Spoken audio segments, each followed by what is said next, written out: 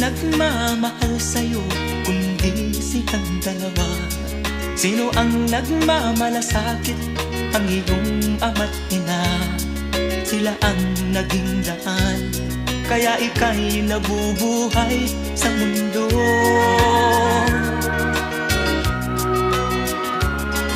Ano man ang mangyari, hindi sila magbabago.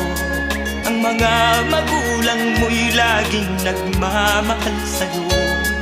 Kahit na nasasaktan, kahit na sila'y di mo pinapansin.